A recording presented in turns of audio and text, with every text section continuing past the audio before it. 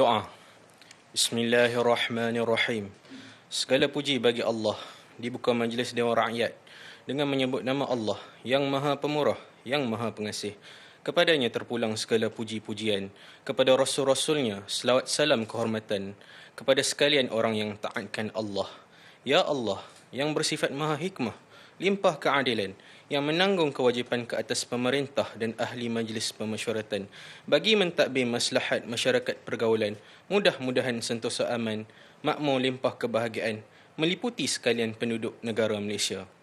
Ya Allah, kami sekalian hamba-Mu yang diperkenan menjadi ahli Dewan Rakyat, menyempurnakan kewajipan yang diamanahkan, yang terutama bagi negara Malaysia, bagi rakyatnya sekalian. Ya Allah, berkat-Mu ke atas kami berhimpun, dipohon anugerahkan, taufik-Mu, hidayat-Mu, dipohon menyuluh memandukan, pada ketika kami berunding, menimbang bertukar fikiran, pada segala perkara yang dibentangkan, dengan saksama serta berkeamanahan, menjunjung perintah dan kebesaran Allah, mudah-mudahan berlebih-lebih keamanan, kemakmuran dan kesejahteraan bagi negara Malaysia serta penduduknya sekalian. Ya Allah, dipohonkan doa kami diperkenan. Amin, ya Tuhan seru alam sekalian.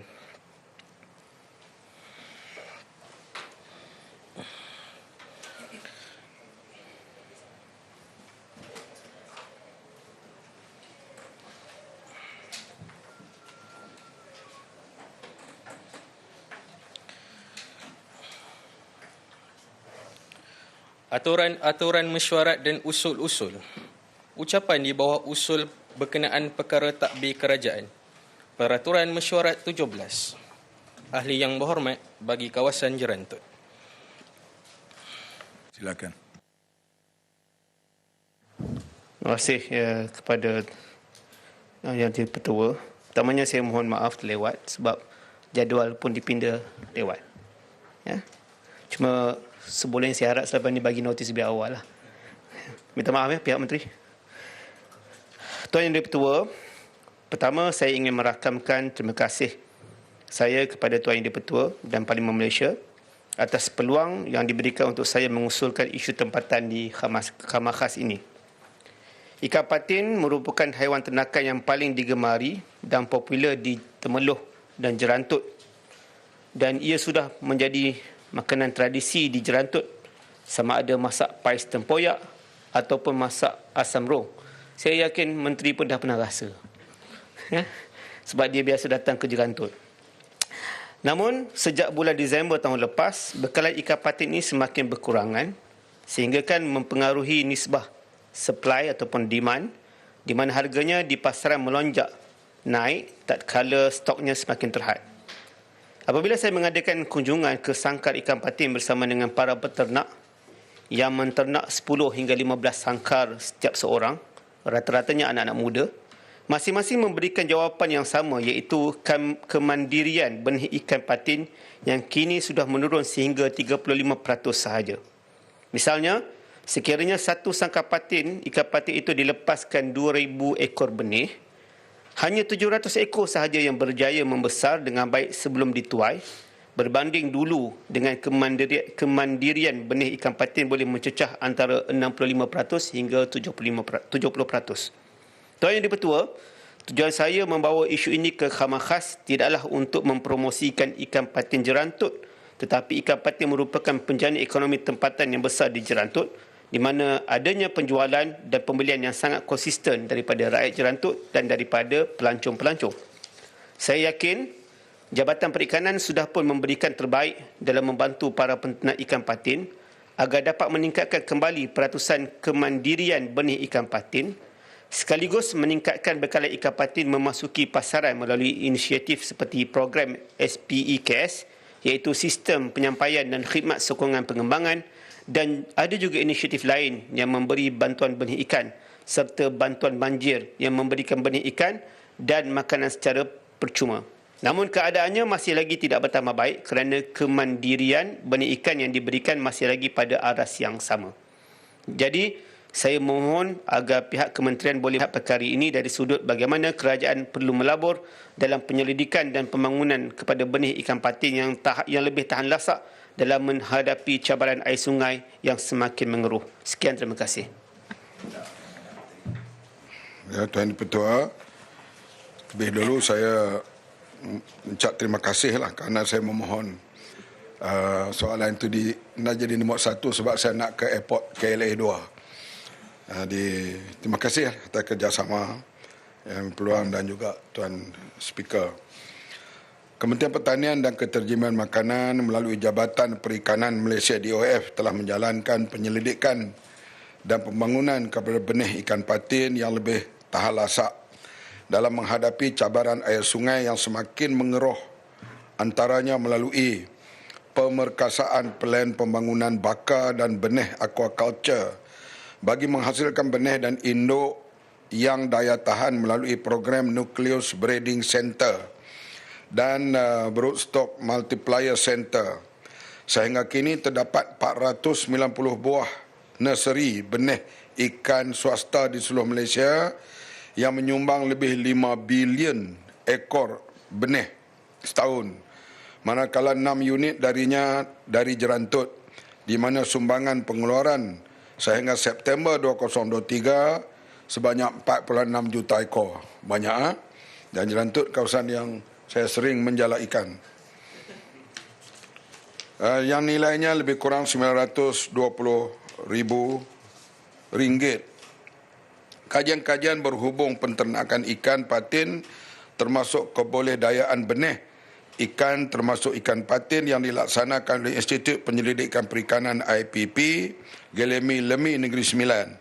Hasil kajian mendapati pengurusan induk dan kaedah pembenihan yang betul dapat membantu meningkatkan peratus kadar penetasan dari 40% kepada 60%. Serta kadar hidup daripada 50% kepada 70%. Pengurusan induk dan kaedah pembenihan ini boleh diperolehi dalam manual pembenihan ikan patin yang telah diterbitkan pada tahun 2020. Kerjasama antara DOF dengan syarikat swasta dan institusi pengajian tinggi awam melalui Ikatan Memorandum bagi melaksanaan kajian-kajian berkaitan dengan perikanan termasuk daya tahan benih patin untuk hidup. Sehingga kini sebanyak 6 memorandum persefahaman MOU, 6 memorandum perjanjian MOA dan 2 nota kerjasama telah ditandatangani serta masih aktif termasuk MOU berkaitan kajian ikan patin. Kajian pemantauan kualiti air secara berterusan pada tahun 2022 dan 2023 oleh Pusat Kesihatan dan Kebangsaan. Hasil kajian mendapati faktor utama yang menyumbang kepada kadar hidup yang rendah adalah kandungan pepejal terampai yang tinggi yang berlaku pada musim hujan. Salah satu cara untuk menangani masalah ini dengan membuat perancangan masa ternakan supaya tidak terlibat dalam keadaan cuaca yang ekstrim bagi satu pusingan ternakan. Misalnya dalam bulan ini sehingga bulan 1 tak berapa baik kau dilepaskan anak kerana sungai akan dipenuhi dengan air dan juga bahan-bahan partikel yang tidak sesuai dengan ikan ini akan masuk ke dalam air. Kerajaan sentiasa menekankan kepentingan penyelidikan, pembangunan, pengkomersial dan inovasi dalam benih ikan patin yang lebih tahan lasak dan menghadapi cabaran perubahan iklim termasuk kualiti air sungai yang semakin mengeruh. Bagi tujuan tersebut, kerajaan telah meluluskan dan mengagihkan peruntukan sebanyak RM120,000 pada tahun 2022 dan RM60,000 bagi 2023 khusus bagi penyelidikan ikan patin. Manakala bagi tahun 2024, 5 juta diperuntukkan telah diluluskan untuk menjalankan penyelidikan dan pembangunan program kesihatan ikan dan aquaculture, di mana RM40,000 akan diagihkan bagi penyelidikan ikan patin. Terima kasih. Silakan Wabil Jerantut untuk mengajukan pertanyaan. Terima kasih kepada Tuan Pengurusi Sementara dan terima kasih kepada Yang Berhormat Menteri.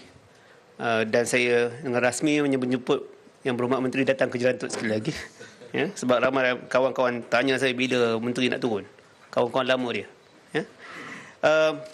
Terima kasih pada jawapan. Pertanyaan saya adalah bagaimana pula dengan peternak-peternak yang advance yang mereka boleh menghasilkan sendiri benih-benih ikan patin.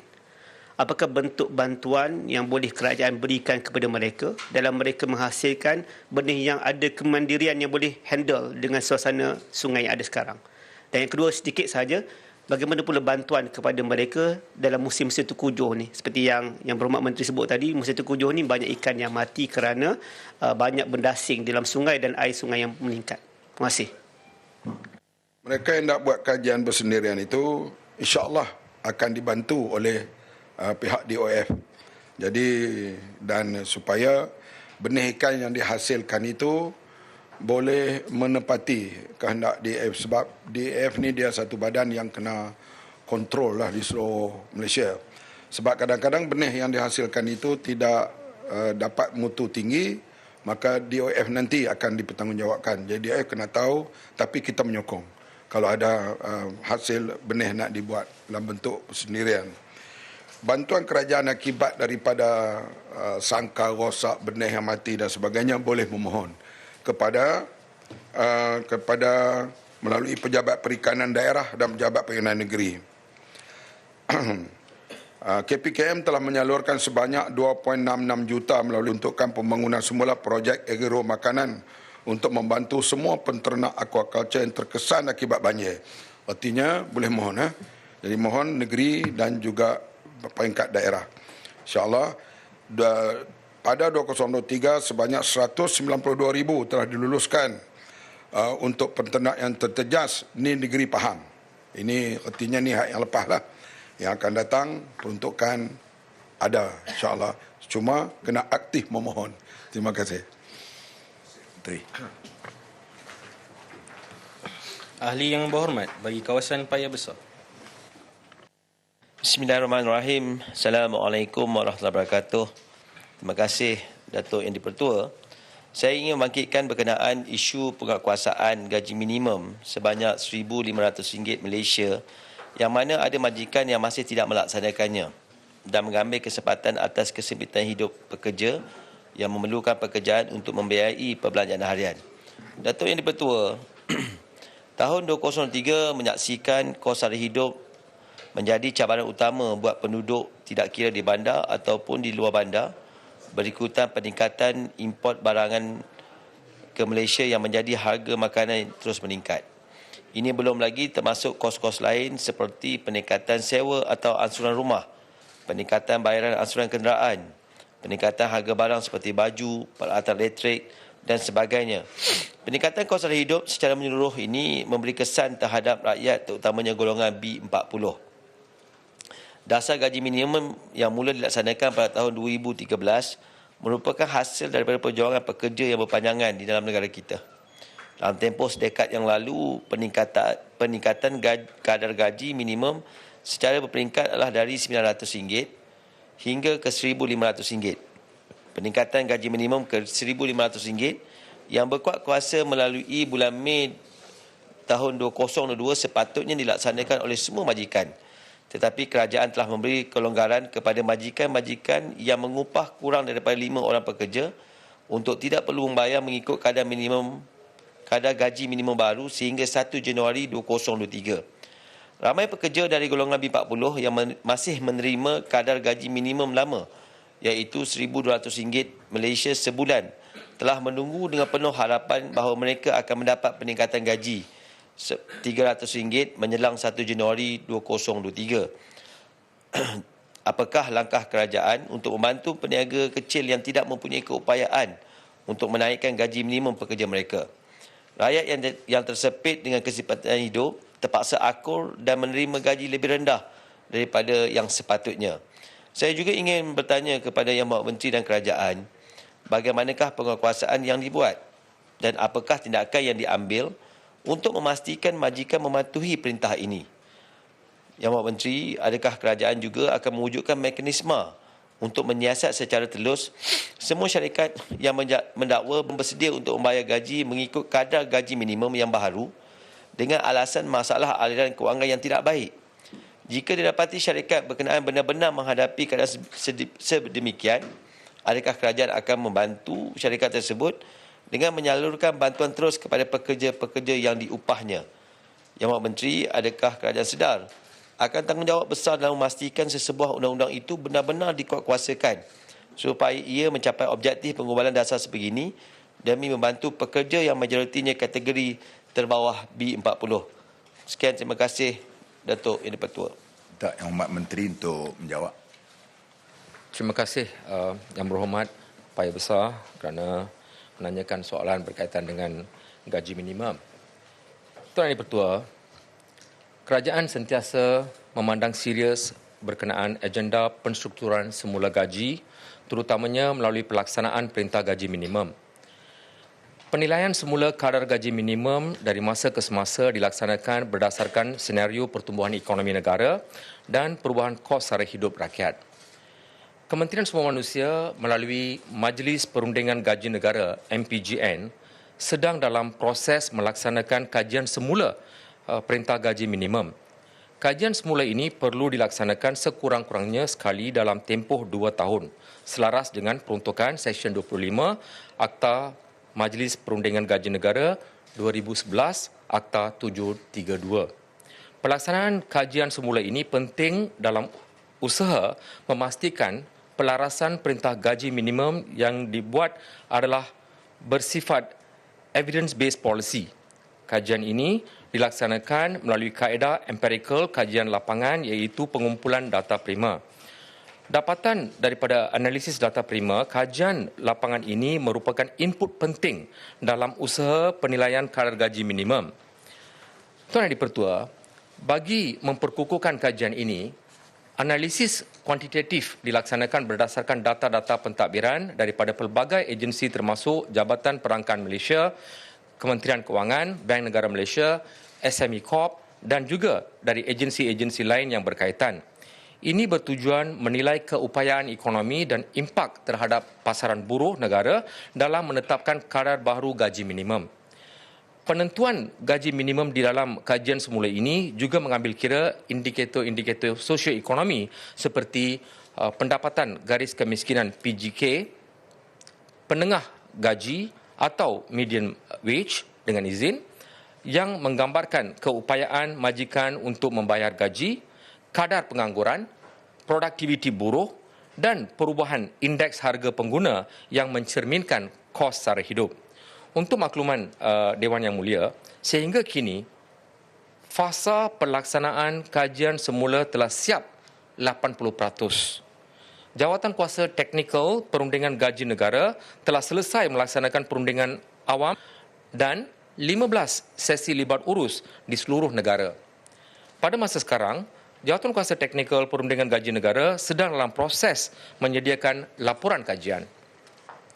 Sesi libat urus yang bersifat tripartite consultation dengan izin telah diadakan dengan penyertaan oleh wakil-wakil majikan, pertubuhan majikan 100 sebulan untuk semua sektor tanpa mengira wilayah bagi majikan yang menggajikan 5 orang pekerja atau lebih dan tanpa mengira bilangan pekerja bagi majikan yang menjalankan suatu aktiviti profesional yang dikelaskan di bawah Piawaian Pengelasan Pekerjaan Malaysia 2020.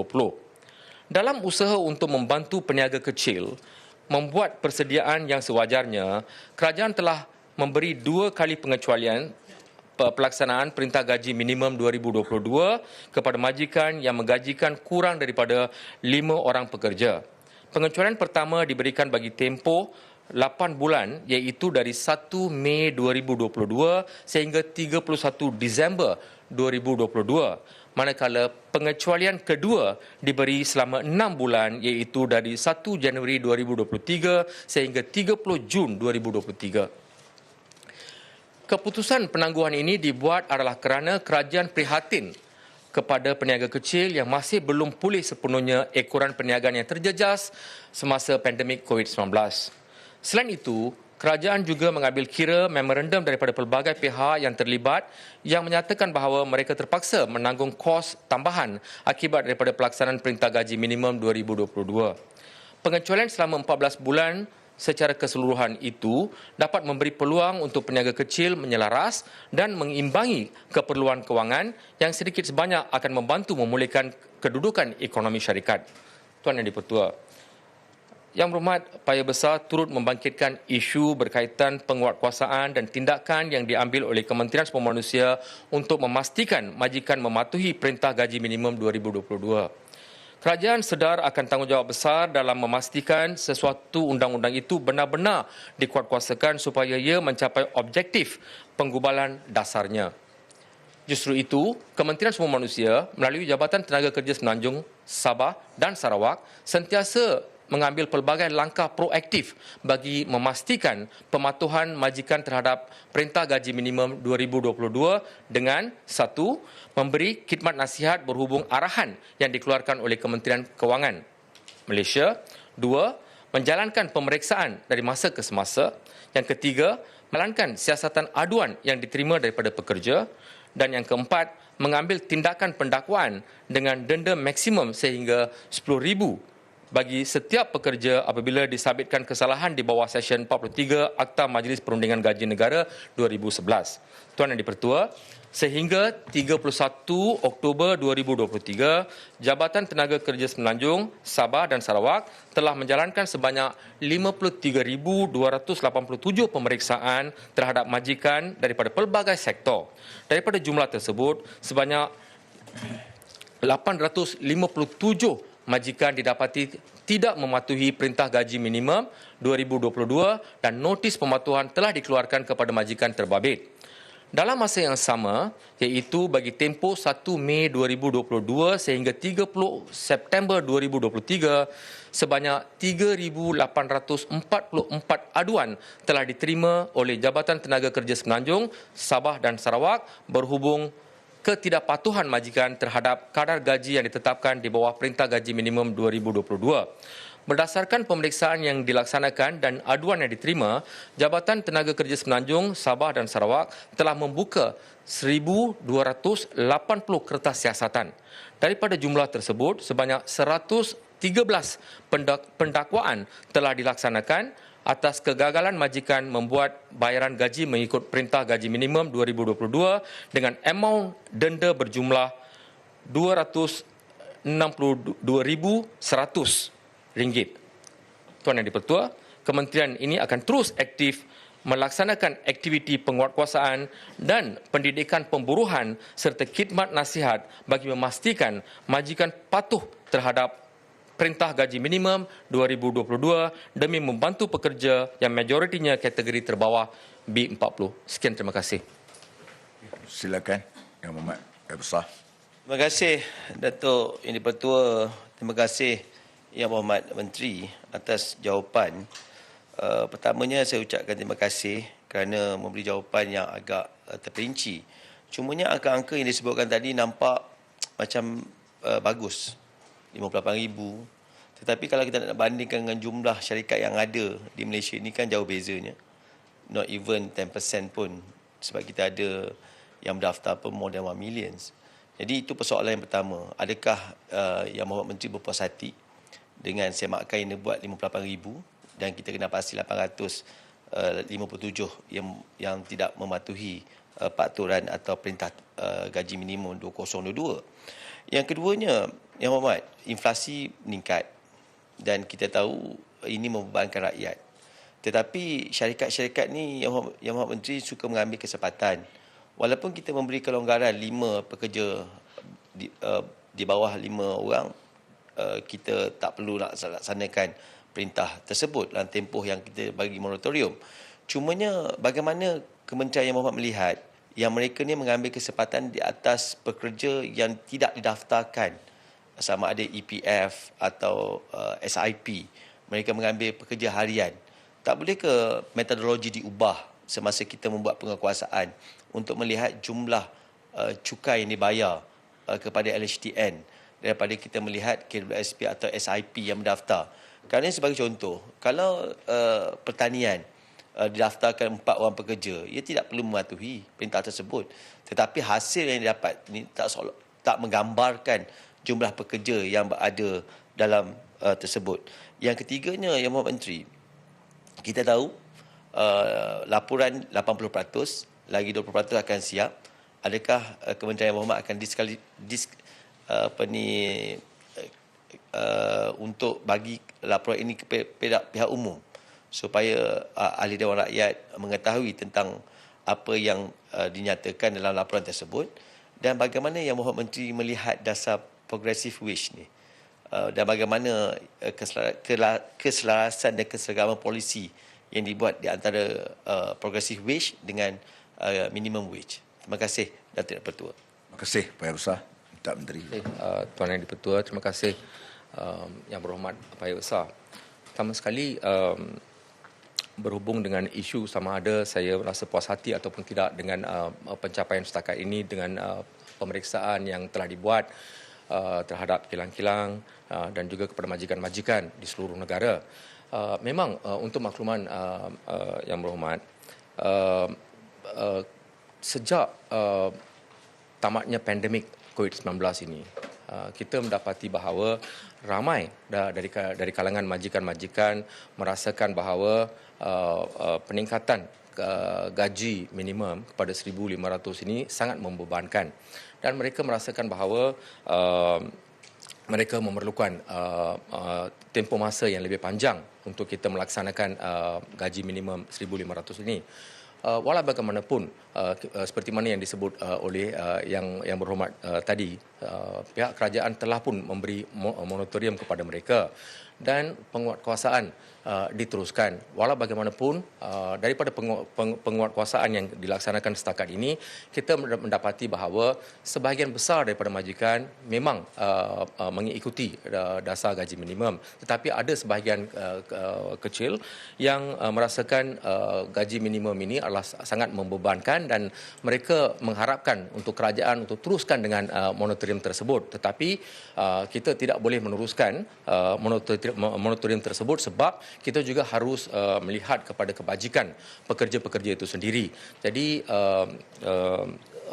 pihak kerajaan akan teruskan dengan usaha-usaha walaupun kalau nak bercakap terus terang hasil ataupun laporan yang saya berikan tadi jumlahnya mungkin tidak mencukupi. Pemantauan yang lebih kerap harus dilakukan oleh pihak kerajaan untuk kita memastikan supaya semua majikan, tak kira majikan besar ataupun majikan kecil, mereka membayar gaji minimum 1,500 untuk memastikan setiap orang pekerja negara kita dilindungi terutamanya dengan memperolehi gaji minimum sekurang-kurangnya RM1,500. Sebab kalau kita lihat pada hari ini, pandangan saya secara peribadi, saya melihat bahawa gaji minimum 1,500 ini adalah terlalu rendah. Walaupun kita dah sedikit demi sedikit kita telah menaikkan daripada gaji kurang daripada RM1,000, kemudiannya telah naikkan kepada 1,200 dan akhirnya kita sampai ke 1,500, tetapi saya masih melihat ini sebagai satu kadar yang masih rendah. Dan kalau ini pun kita tak dapat selesaikan, bagaimana apabila kita buat kajian sekarang, proses sedang berlangsung. Dan apabila katakanlah dalam kajian ini kita dapati bahawa kita harus meningkatkan gaji ini kepada tahap yang lebih tinggi, bagaimanakah penerimaan oleh majikan-majikan kemudian hari. Jadi ini menjadi satu persoalan. Berkaitan dengan kajian juga, saya telah maklumkan bahawa 80% daripada kajian telah pun selesai dan mungkin dalam tempoh terdekat kita akan selesaikan keseluruhannya dan memang perkara ini akan diumumkan kepada semua berkaitan dengan apakah keputusan berkaitan dengan gaji minimum ini. Dan soalan terakhir yang dikemukakan oleh Yang Berhormat ialah berkaitan dengan model gaji progresif. Untuk makluman Yang Berhormat, secara asasnya gaji minimum adalah satu keperluan. Kita tidak boleh meniadakan gaji minimum ini. Ia adalah penting untuk memastikan pekerja-pekerja yang kurang berkemahiran untuk menerima sekurang-kurangnya RM1,500. Kalau dasar gaji minimum ini tidak ada, maka mungkin ini akan menyebabkan gaji akan turun lebih rendah daripada RM1,500. Jadi gaji minimum 1,500 ini perlu ada untuk menjamin gaji yang setimpal bagi mereka yang berkemahiran rendah.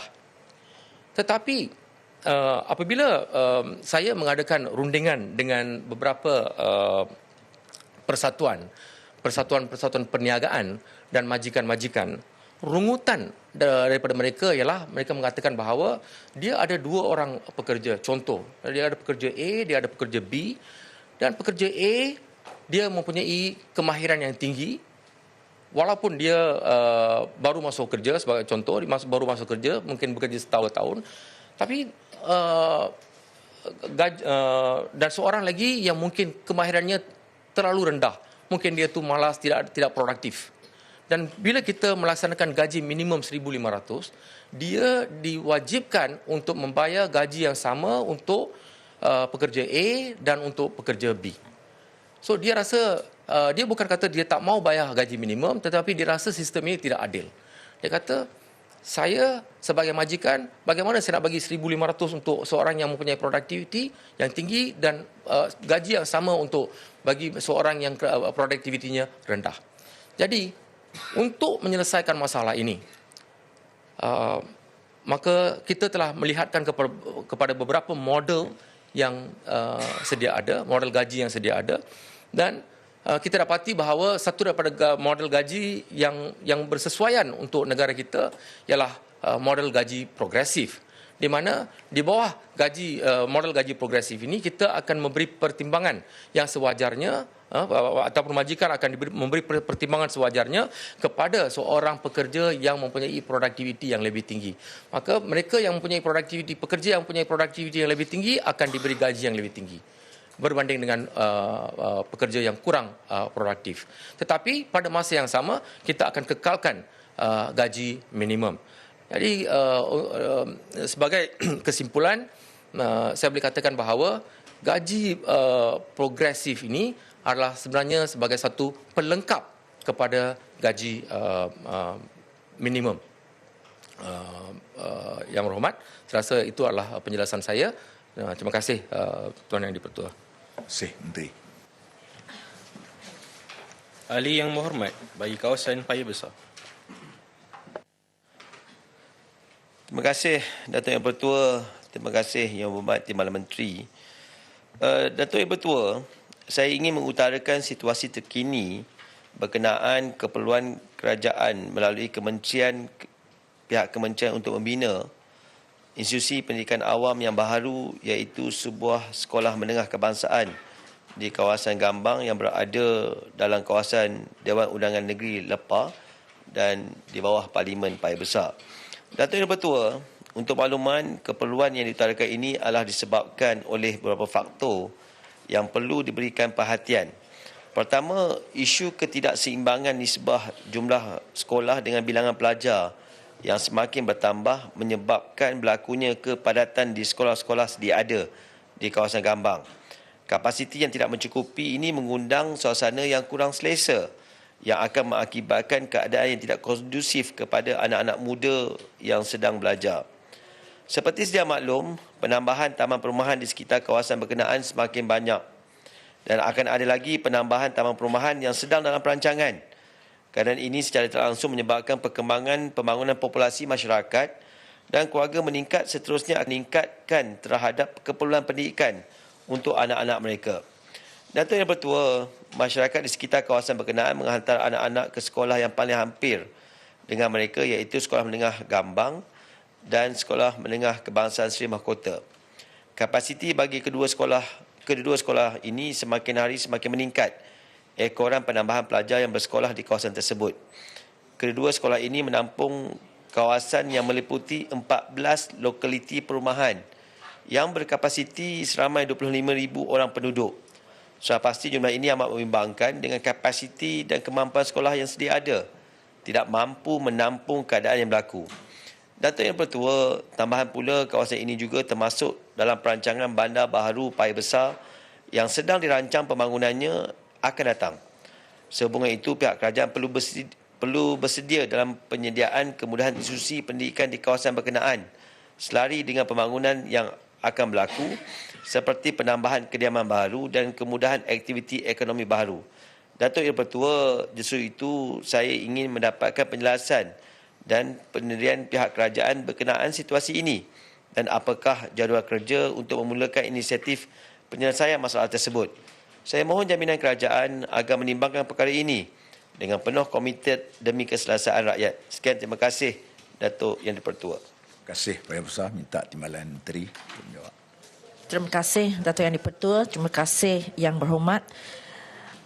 Kementerian Pendidikan Malaysia mengucapkan terima kasih kepada Ahli Yang Berhormat Paya Besar di atas pertanyaan berkenaan cadangan mewujudkan sekolah baharu di Parlimen Paya Besar Pahang.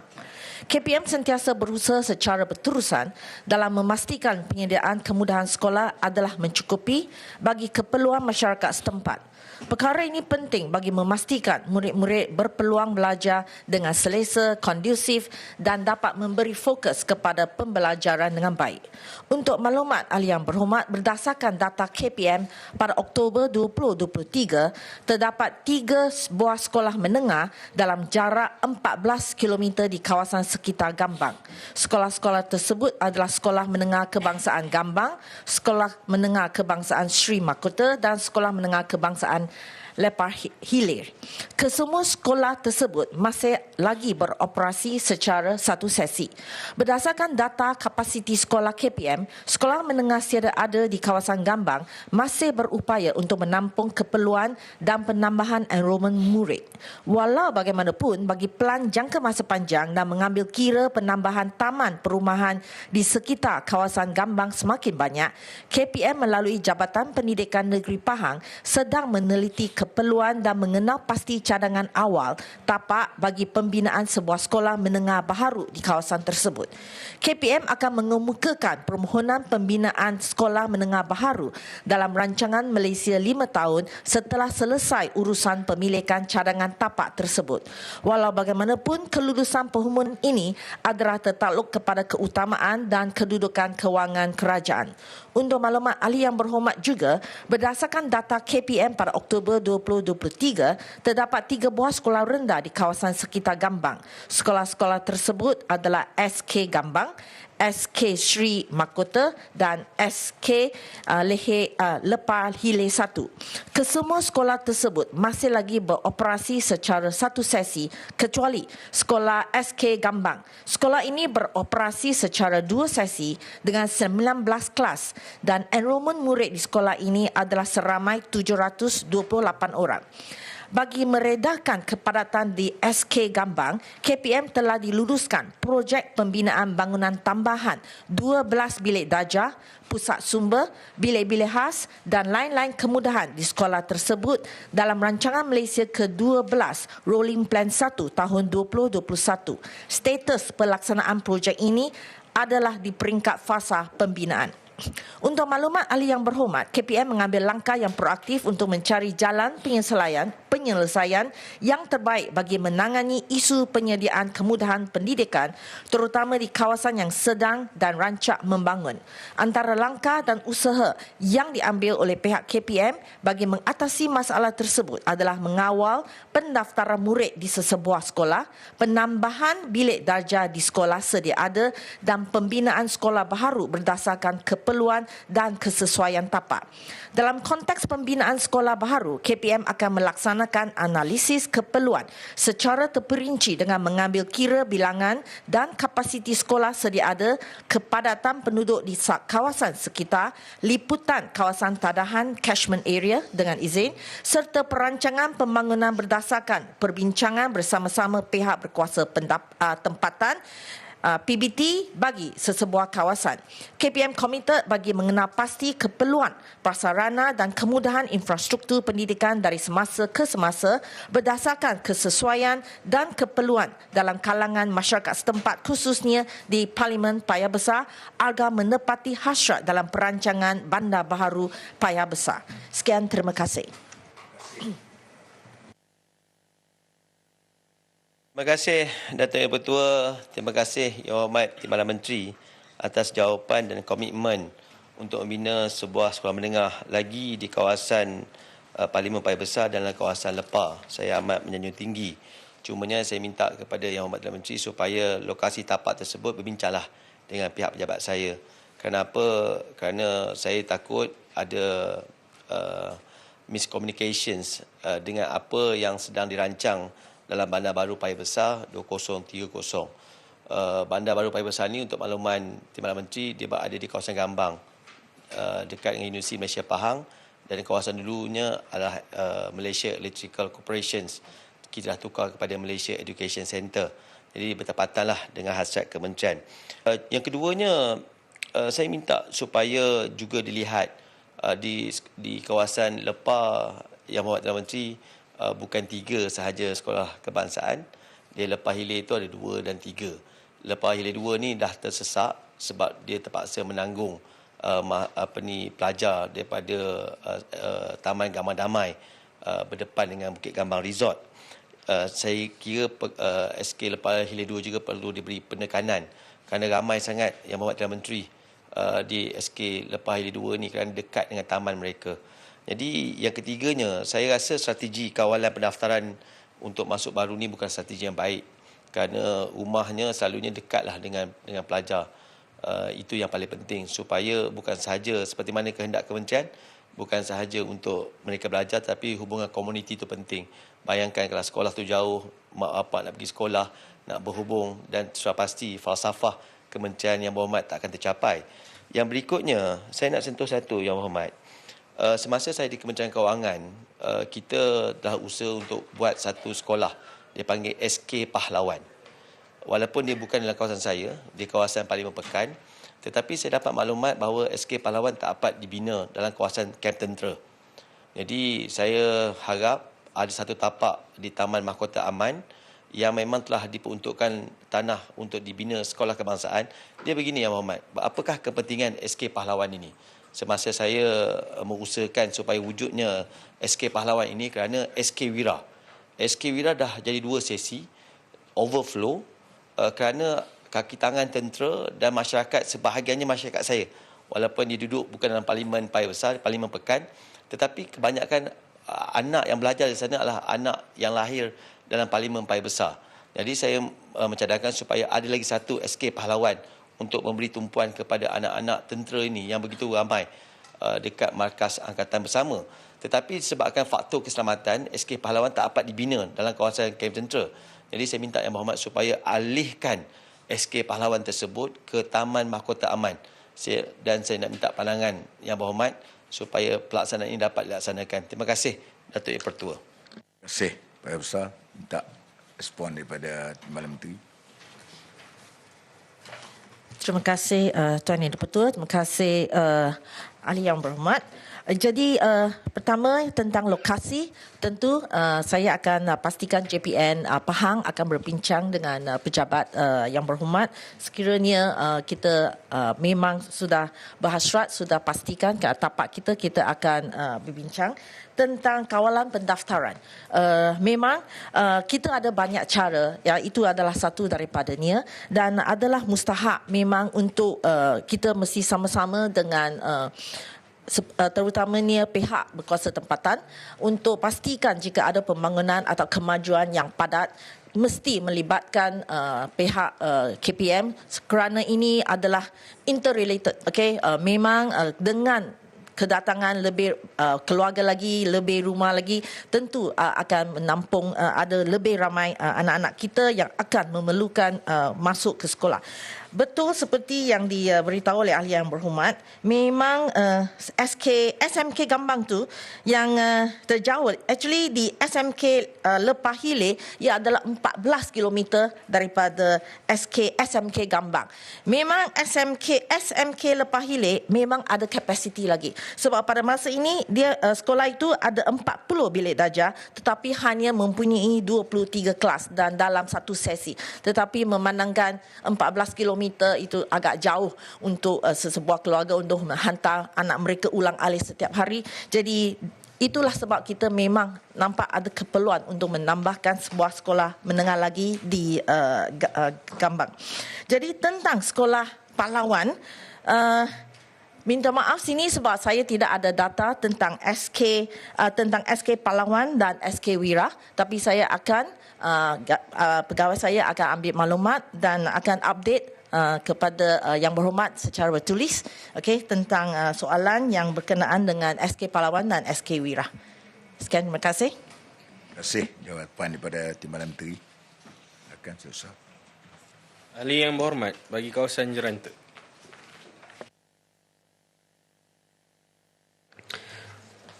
Bismillahirrahmanirrahim. Assalamualaikum warahmatullahi wabarakatuh dan salam sejahtera. Terima kasih Tuan Yang Dipertua. Terima kasih kepada Timbalan Menteri. Terima kasih atas peluang yang diberikan kepada saya selaku Ahli Parlimen Jerantut dalam mahkamah khas ini.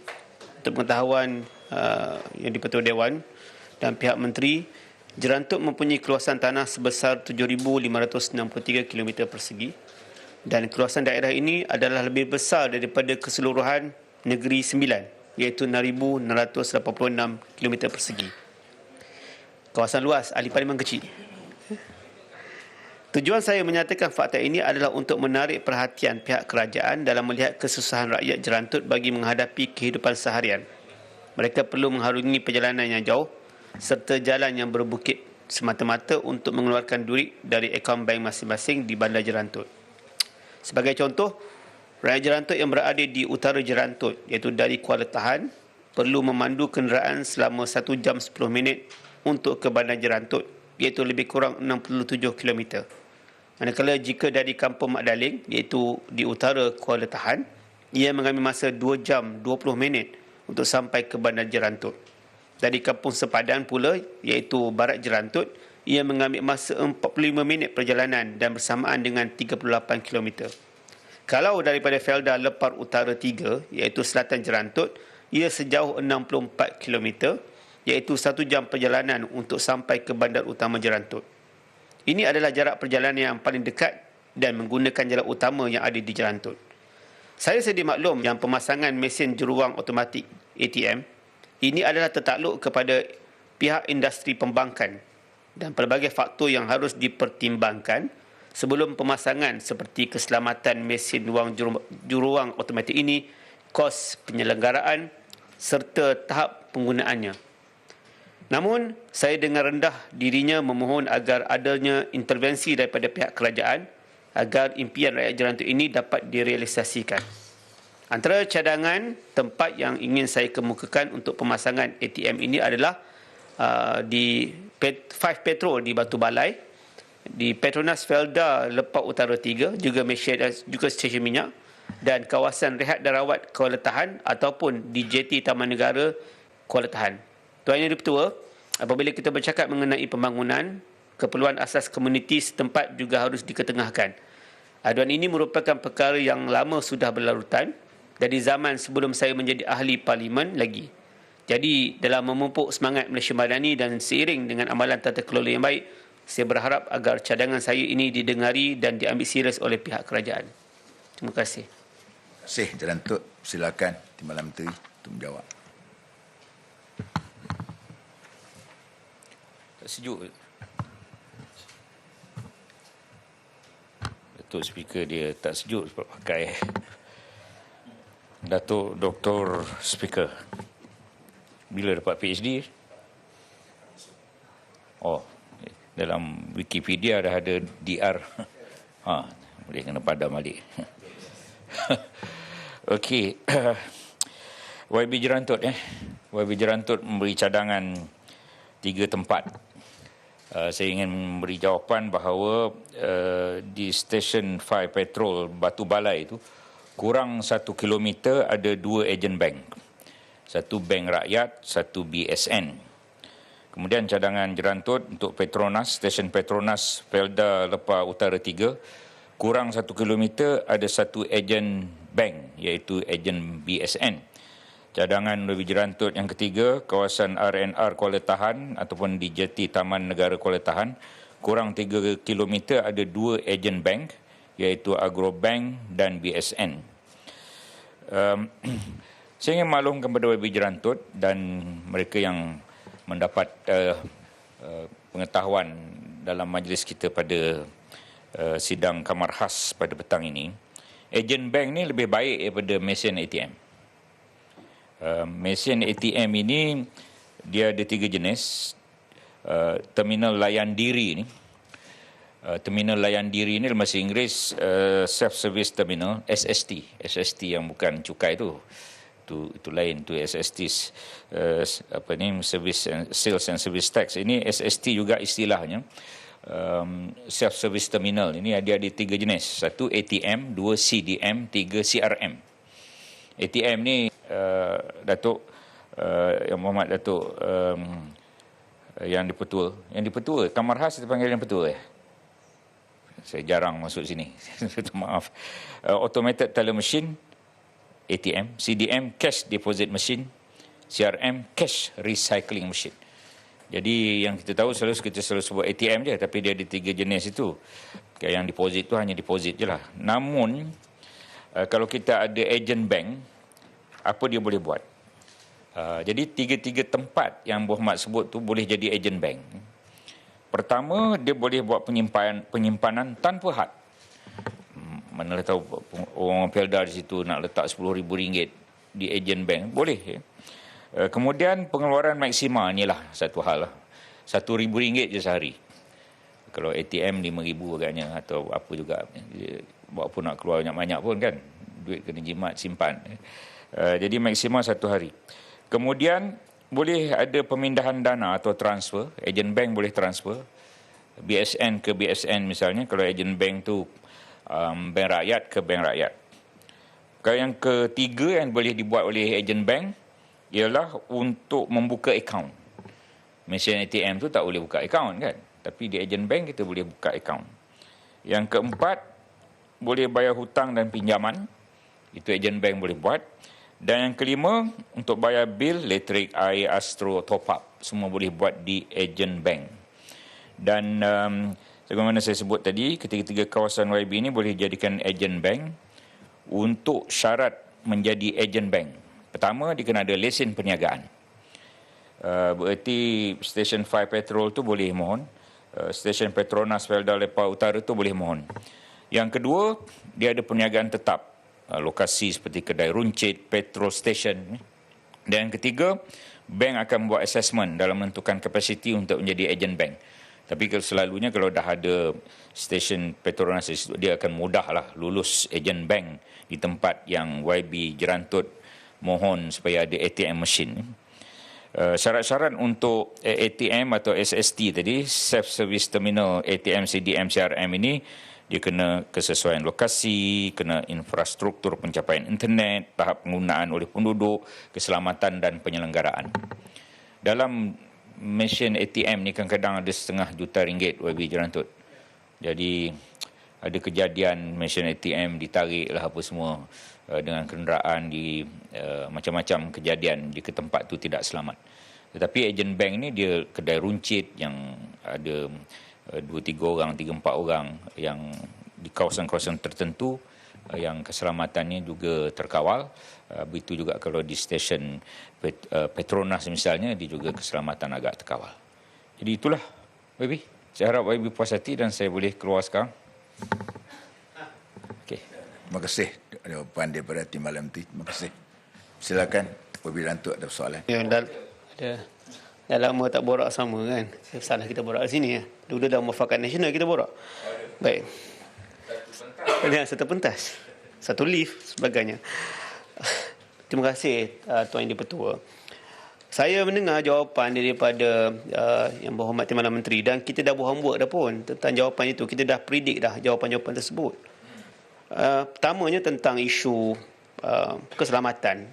Boleh rujuk kepada Ketua Polis Daerah baru di Jerantut. Jerantut adalah bandar yang selamat. Itu pertama. Kedua, tahap kepenggunaan. Kerana tahap kepenggunaan tinggilah saya minta untuk dibuat ATM ini.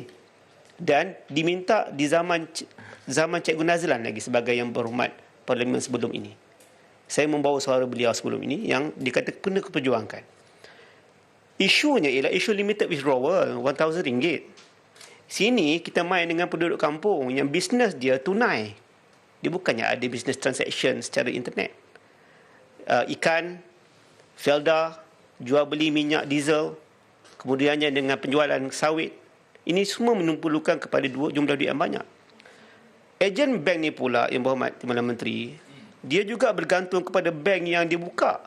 Kalau dia ambil bank yang lain, dia tak dapat faedah. Dia akan rugi. Dan kemudiannya, ejen bank juga hanya memegang 10,000 sahaja di tangan. Dia ada limited. Ini yang dimaklumkan oleh ejen bank yang berada di sana. Jadi, kekurangan modal dengan jumlah yang ramai menyebabkan mereka tidak mampu untuk menampung transaksi penduduk-penduduk di kawasan hujung ini, keempat hujung ini, menyebabkan keempat-empat kawasan ini mereka terpaksa pergi ke bandar. Ini bukan isu buka akaun. Akaun dah ada.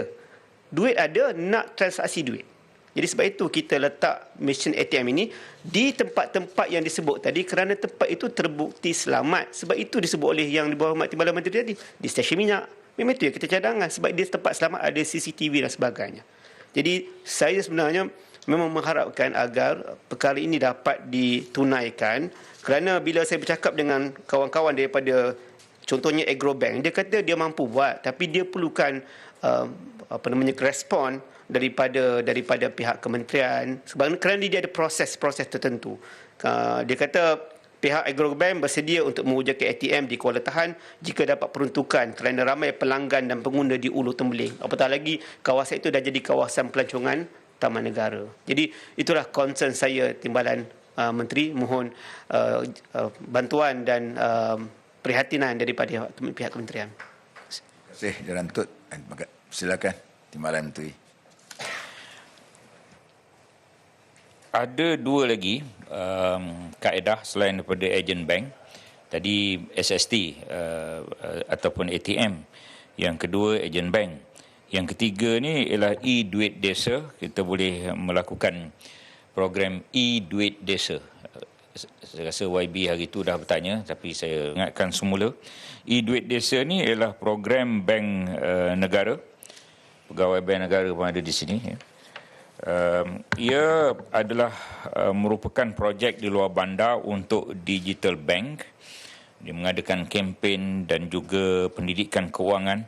Kita telah mengadakan di Daru, Serikin, Ulu Tembeling, Jenyang, Sabak Bernam. Kalau nak buat di kawasan YB, kita bersedia untuk melakukan. E-duit desa ini, kita adakan semacam pesta keuangan lah, kecil lah pesta keuangan tu, supaya seluruh penduduk yang memerlukan khidmat bank itu mula bertukar kepada digital bank. Itu satu peluang lagi. Satu lagi yang ketiga ialah bank bergerak. YB. Bank bergerak ni sekarang ni ada di tapak pekan sehari Pulau Tawar. Yang ini kita boleh bawa bank bergerak ke kawasan yang diperlukan oleh YB. Mungkin mereka datang seminggu sekali ketika pasar, dan tentunya tidak ada sekatan sebagaimana sekatan pengeluaran hanya 1,000 dan sebagainya. Bank bergerak ni kita boleh usahakan. Walaupun demikian, saya ingin mengesyor YB menghantar surat kepada bank-bank komersial yang tertentu. Saya boleh bagi sokongan untuk bank masih meletakkan ATM machine mereka di 3 tempat yang disebut. Kisah berlaku di Benot di kawasan saya. YB, ini kita cerita sikit. Dia tak ada masa yang berbunyi tu kan . Jadi kita sampai ke petang boleh bersembang kan . Ya, malam. Ketika saya mula-mula jadi YB di Benot, tak ada ATM machine. Di Benot tempat saya lahir ni tak ada ATM machine. Tahun 2008-2009, masa tu Wahid Omar belum Tan Sri. Beliau menjadi Maybank lah, saya rasa CEO Maybank. Maka saya panggil dia, jemput, dan dia bukalah ATM machine di Pejabat Pos Benot. Jadi kemeriahan lah pada ketika itu. YB pun baru kan baru setahun, belum sampai setahun di Jerantut. Jadi penggal lepas tak silap saya, mesin ATM itu ditarik oleh seorang menggunakan kereta kancil. Tercabut mesin tu ya. Sebab dalam mesin tu ada 200-300 ribu, 300-400 ribu. Jadi ia menjadi satu hal. tak jauh daripada Balai Polis Benut. Bila nak sebut selamat ni. Kemudian akhirnya bila saya jadi Timbalan Menteri Kewangan, saya membawa sebuah bank lah. Kemudian dapat lagi sebuah bank, BSN dan juga Bank Rakyat. Sekarang ni Benut dah ada 4 mesin ATM. Daripada kosong pada 4. Kalau YB boleh mengikut kaedah saya ni, akhirnya di tempat-tempat tu mestilah. Tapi kena gigih membuat surat-surat permohonan kepada bank-bank yang berkaitan. Saya boleh kerana kita kawan lama kan ya.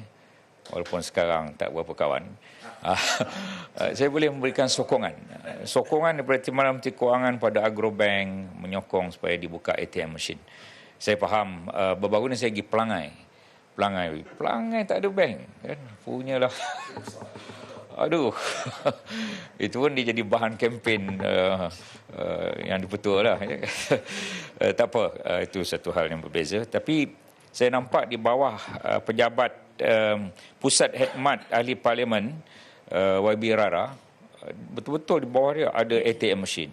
Tentulah menjadi satu kebanggaan pada YB Rara membawa satu ATM machine di bawah betul-betul pusat khidmat dia. Saya tengok sendiri, ini bukan daripada cerita orang. Jadi dengan perkataan, dia memerlukan usaha yang gigih lah. Saya yakin ahli parlimen boleh bawa perkara itu. Bukan hanya boleh bawa McDonald ke Sempang Renggam. YB boleh bawa ATM machine ke 3 tempat tu. Jadi saya sedia menyokong. Saya rasa sediakanlah permohonan rasmi. Proses itu sebagaimana saya dah sebut tadi syarat-syaratnya. Pun demikian, saya ada satu senarai untuk YB punya kawasan ni. Saya tak pasti Batu Balai, Felda Lepa, Kampung Mat Daling, Kuala Tahan, kawasan YB lah kot ya. Saya ada di sini ejen banknya, Bank Rakyat, BSN dan alamatnya Saujana Gemilang Enterprise A18 Kampung Batu Malai, Mukim Ulu Ceka 27030 di Rantut Pahang. Ini ada semua nama ejen-ejen bank, saya serah pada YB sekejap lagi. Itu sajalah celoteh kita petang ni. Seronok juga rupanya agama khas ni. Okay. Terima kasih. Terima kasih. Ahli-ahli yang berhormat, dengan itu tamat sesi ucapan di bawah usul berkenaan perkara tadbir kerajaan Peraturan Mesyuarat 17 pada hari ini. Kamar khas hari ini ditangguhkan sehingga hari Isnin 20 November 2023 jam 2.30 petang. Wabillahi taufiq wal hidayah. Wassalamualaikum warahmatullahi wabarakatuh.